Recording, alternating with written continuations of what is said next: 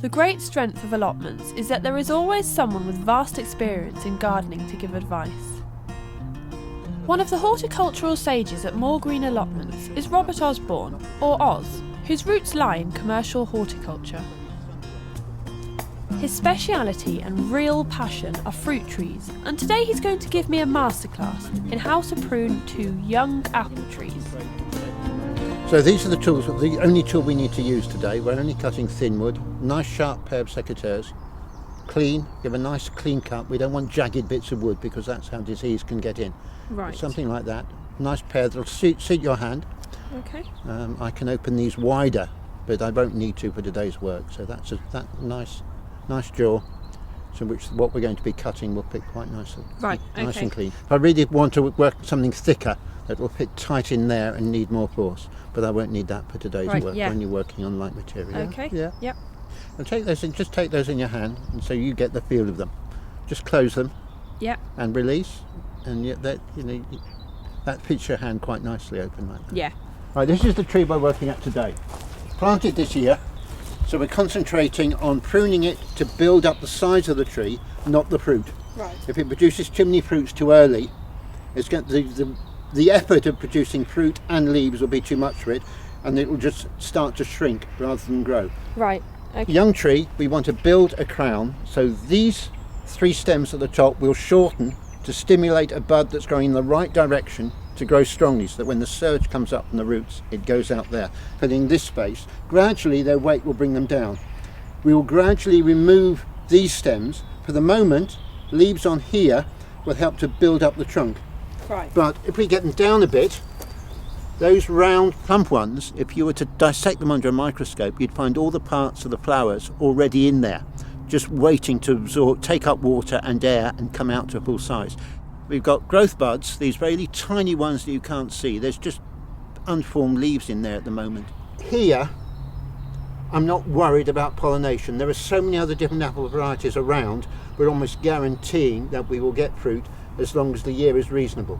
In your garden, maybe you planted just 1 tree and you don't know what's around, maybe just leave a few flower buds in the first couple of years to see how much fruit set you get, to check that there are active bees and there are other trees around to pollinate.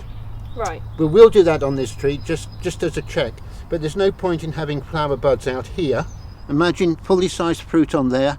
The weight would take it right down, it'd be lying on the ground. The very least it would do get dirty, but you'd probably find the squirrels eating it. Well, not just the squirrels, the mice, the slugs would be crawling inside it.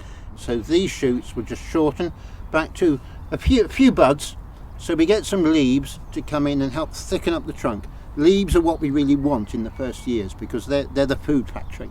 They'll make the thing bigger and plumper and better long term. This vigorous shoot here, we just don't want at all. We don't want a branch growing in this space. It would become a hazard whenever we're working round the tree. Yep.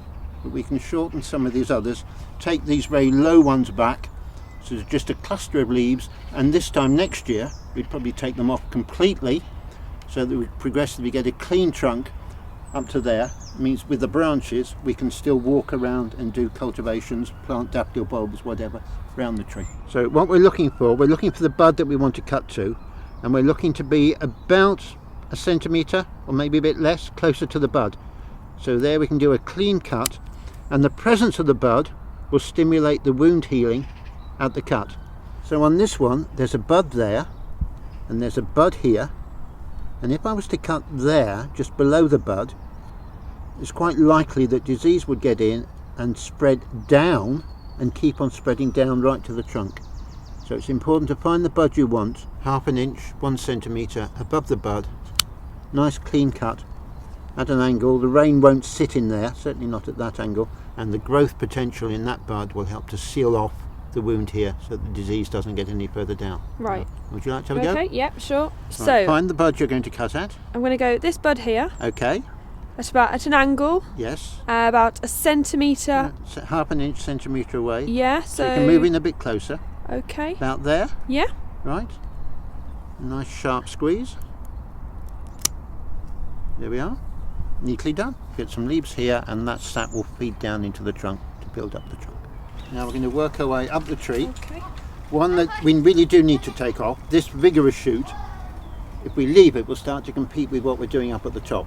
So we'll remove that completely and just leave that short bit to feed in.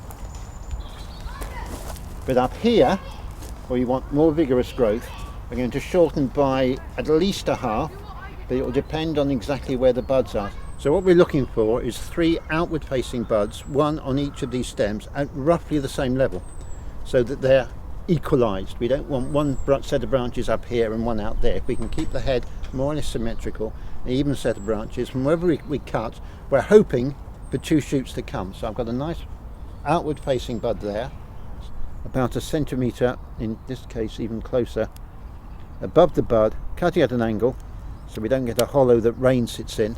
That will heal up quickly. Go round to this one, roughly the same height. We're actually a little bit lower, but there's a bud there and other buds below which will grow out in the right direction. So that's that one. Would you like to have a go? Yeah, okay, thank you. And you're looking for a bud facing towards me at about the same height as the other 2. Okay, so this one here? That one's a very good choice. Right, yes. at an angle. At an angle, just above it. About there. Yes, yeah, there's room for the cut there. I'll hold that. Nice clean cut. So now we've got three buds, roughly the same level, all growing outwards. 1 or more of those just below should grow out as well. Okay. So we fill in the shape. We've now got the beginnings of a tree which will give us fruit for years to come. Okay, let's go and do the rest of them now, get it finished, and you'll see what the tree will look like when the job's complete. Yes, okay. This very vigorous shoot here, which we definitely don't want because it will compete with the ones at the top. So we'll take that off cleanly there. Here's the secateurs. Okay, thank you. And you shorten this one. So. Yeah, you could cut there, that'd be fine, yes. So you remove some flower buds there that we don't want, and it will just produce leaves which will thicken up the trunk. So that's the pruning of a newly planted tree. We've set it up to make some good extension growth. We will now move on and look at a slightly older tree where we're working for a balance of growth and fruit together. The second apple tree is in rather a bad shape, having been left to its own devices. It's also enclosed by willow trees and other undergrowth, and a small stream on one side, so it's not in an ideal position. So we've got a tree about 5-6 years old since planting.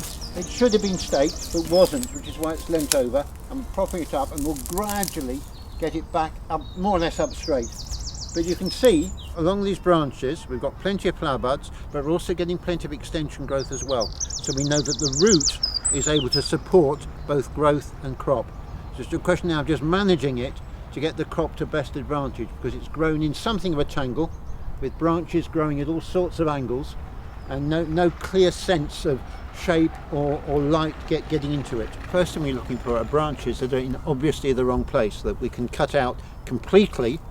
And I tend to work a bit like Sherlock Holmes here. If I take out what's got to go, I can then make real choices about what's left. So this will have to go. This very thin piece again is coming across other shoots, and imagine it again with the weight of the fruit on it, it comes right down in the way of other things. These branches, I don't want another shoot to grow there, so I take it out as clean and as tight as I can so there are no spare buds waiting to grow. If I shorten it just to up here somewhere or here, leaving a stub, there are buds that are just waiting for the opportunity to fill the space again. So what we want to remove, we remove completely. Throw it down out of the way. Moving in, there's another one here, and in fact it's getting in the way of these lovely fruit buds here, which should produce some good quality fruit. Cutting out these short branches which were overhanging into this space has left these fruit buds, flower buds, well exposed to the sun, so we should get good quality fruit on all of these. Okay. Okay, you've seen me cut some of them. You've heard me talk about why. You look at this space. Which one do you think I should cut next? Which one ought to go? Right, well, I would think this branch here, there's some good buds on it. Yeah. However, it is blocking, or it's potentially blocking these 2 new buds here. So would you say this one? Yeah, certainly that branch. Well, let's do it in 2 bits. Take that piece off just at the end and see what it looks like. Okay. Do you think we could usefully shorten it further? I think you could, yes. I think we could. We've got some nice stuff down here, so we'll go close in, and we've just got that little spur of fruit bud there. And then it allows for the light for the lower buds and lower branches. Yeah. Right. That's good. Okay. This one is very thin and whippy. Anyway, it's going to interfere with the one near my head at the moment, so that can come out. That's very stiff and awkward. There's flower buds up there, but there's this whole great length with nothing at all. So let's get in tight. We'll probably get new fruit buds up there. But this one, that one going straight up, but this is in nice space. This one is crossing, so we'll take that one out clean.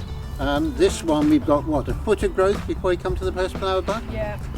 That's a lot of investment in wood for not much return in fruit. This one is underneath, therefore the fruit quality won't be as good as these that are above it. So we'll take that one out clean.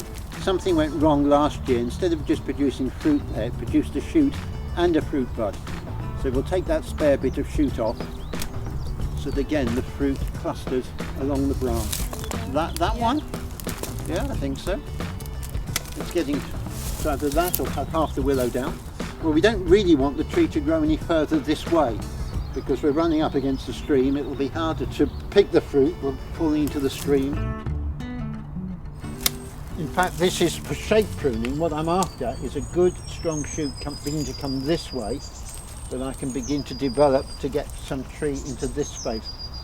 I suspect that next year I'll take this piece out, because I'll have some new branches here, which will be shading those, and we've got good cropping branches there. The other bits where you're standing, again, it's beginning to encroach. That's right, got good flower bud there. So we don't want these stems growing further out into the path. We've got spurs being developed there. And let's go round. So we'll now look at these three long shoots which we've noticed are encroaching on this pathway. Also with the fruit on them, they'll be sagging further and further. So it's a case of finding a good bud, good flower bud, to shorten them to. So that one goes back to there, and as we come round, we've got a good flower bud there, and we've got good flower buds there. So that should stop great new shoot appearing. Right. And that will sort of control the overall size of the tree. This is as wide as we want the tree to go, but we do want new branches to be growing up that way, which is why we cut hard back into what was in fact a good fruiting branch, but we wanted to stimulate some new branches to form on that side of the tree. Right. And over the next couple of years, that will be how we'll compromise on the pruning of this tree. Still getting fruit, but getting new branches to fill out on that space.